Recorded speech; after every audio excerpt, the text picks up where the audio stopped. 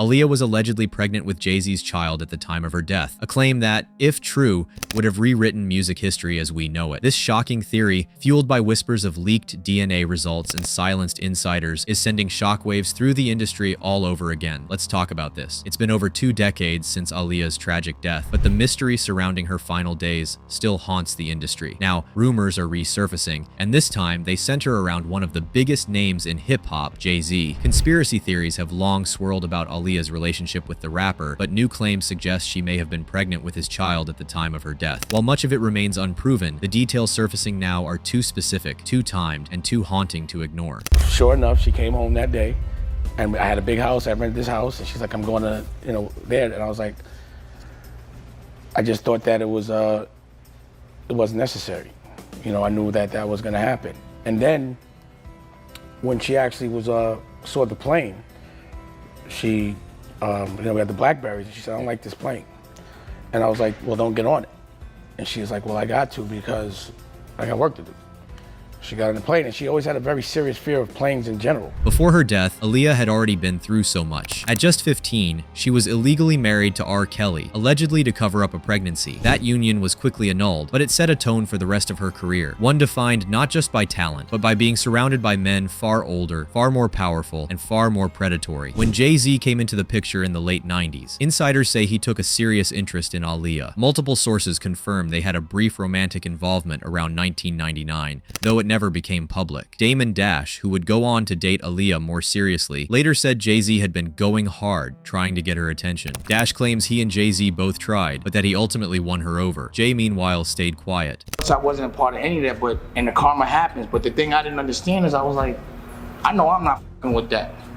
And because of the moral challenge and him choosing one way, I knew morally we weren't the same. So to me, Rockefeller was defunct. It was over.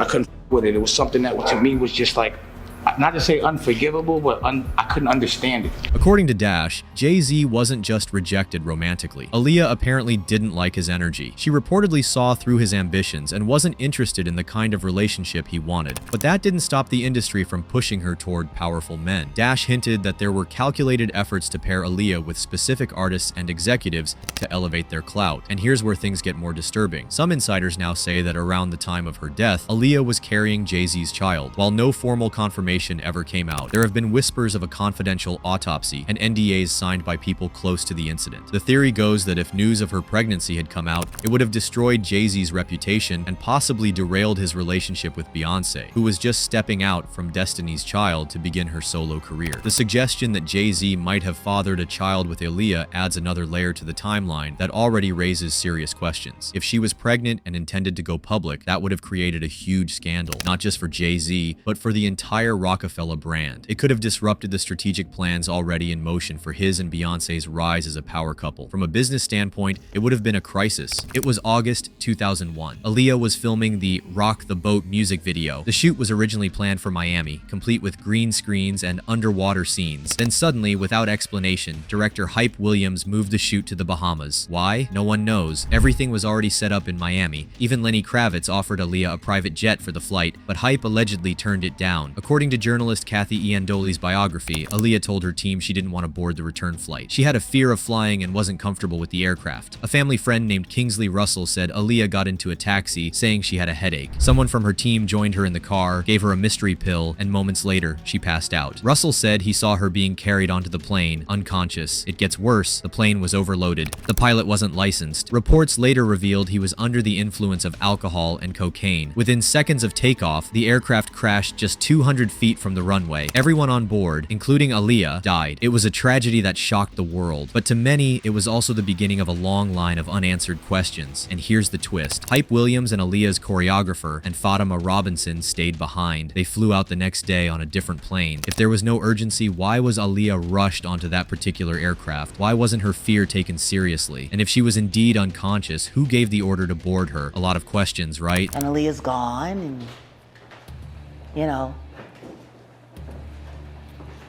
you have to start asking yourself questions after being in this business for this long. If you're a halfway intelligent person, when do you start questioning how lucky some motherfuckers keep getting? Right.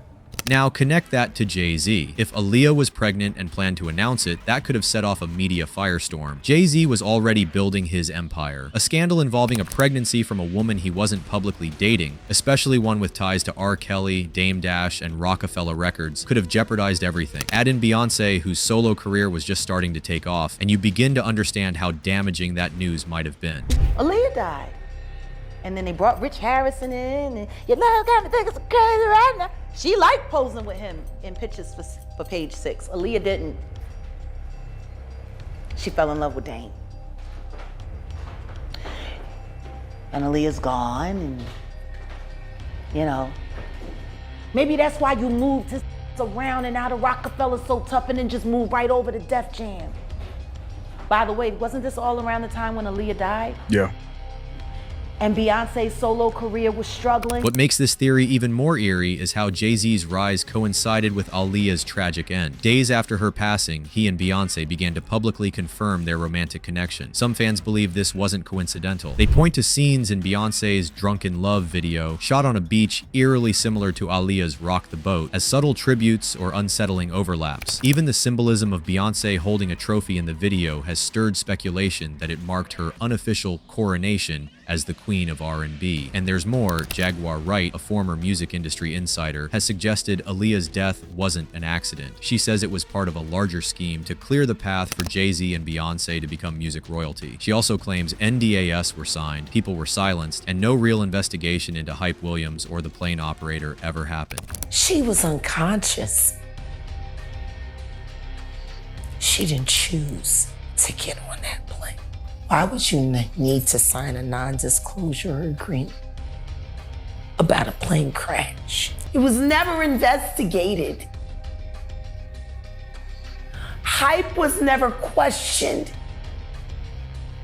Lenny Kravitz made a statement, and it was never publicized. In a chilling twist, there have even been claims that alleged DNA evidence of Aaliyah's pregnancy with Jay-Z's child exists and was leaked within private industry circles. These claims have never been proven or widely reported, but their existence has sparked heated conversations among fans who believe the timeline and sudden silence around Aaliyah's death point to something much bigger. The idea of a DNA leak, whether true or not, raises serious concerns about just how deep the cover-up may go. Others point to Jay-Z's connections with people like R. Kelly and Harvey Weinstein. Jay collaborated with R. Kelly on Best of Both Worlds, long after allegations against him were public. Dame Dash later said he was disgusted by the partnership, especially since he and Aaliyah had already discussed R. Kelly's behavior. There's also the matter of Foxy Brown. Rumors persist that she and Jay-Z had a relationship when she was just 15. Nothing has been proven, but the whispers have never fully gone away. If true, it would add another disturbing layer to Jay-Z's early career associations. Even Aaliyah's family has remained quiet. Some say they were pressured, others believe they were paid, but their silence has fueled even more speculation. Questions about why they haven't spoken out in more detail and demanded a deeper investigation have been asked. Naturally, the lack of accountability surrounding Aaliyah's death and the circumstances leading up to it has created a vacuum where conspiracy theories thrive. Some believe that Aaliyah was in a position to expose more than just a personal scandal. There are claims that she knew other industry secrets, particularly involving inappropriate relationships and exploitation of young artists. These are the kinds of allegations that would have threatened more than just a few reputations. They would have shaken the foundations of the industry itself. What makes this even more heartbreaking is imagining what could have been. Aaliyah was just 22. She had already dominated R&B and was transitioning into acting. Her role in Queen of the Damned was just the beginning. She had deals lined up, scripts in development, and a fan base that adored her. If she had lived, she could have reshaped pop culture. And if she had been a mother, her legacy would have taken on a new dimension entirely. Imagine an Aaliyah tour in the 2000s. Imagine collaborations with artists like Alicia Keys, Usher, or even Kanye West. Imagine her starring in blockbuster films, running her own label, and mentoring a new generation of artists. The thought alone makes her loss feel even heavier. Instead, what we have are rumors, silence, and a long list of suspicious details. The mystery around her death won't go away because the people who should have protected her didn't. Whether it was Jay-Z, her team, the label, or the industry at large, too many people failed her. And for fans, that failure still stings. In the end, we may never know the full truth. Maybe Aaliyah wasn't a target, and maybe Jay-Z Jay-Z had nothing to do with the crash. But the way this all played out, the rush, the secrecy, the silence, doesn't sit right. What we do know is this: Aaliyah deserved better. She deserved protection, respect, and the chance to tell her story. She deserved to live out her dreams, become a mother on her terms, and keep making magic. Instead, her life was cut short, her legacy altered, and her memory wrapped in controversy. Whether or not the conspiracy theories are true, the fact that so many people believe them speaks to a deeper problem. The industry has a long history of protecting the powerful at the expense of the vulnerable, and until that changes, stories like Aaliyah's will keep resurfacing, not as fairy tales, but as cautionary ones. Hit that like button to follow our coverage of this never-ending Hollywood saga and more.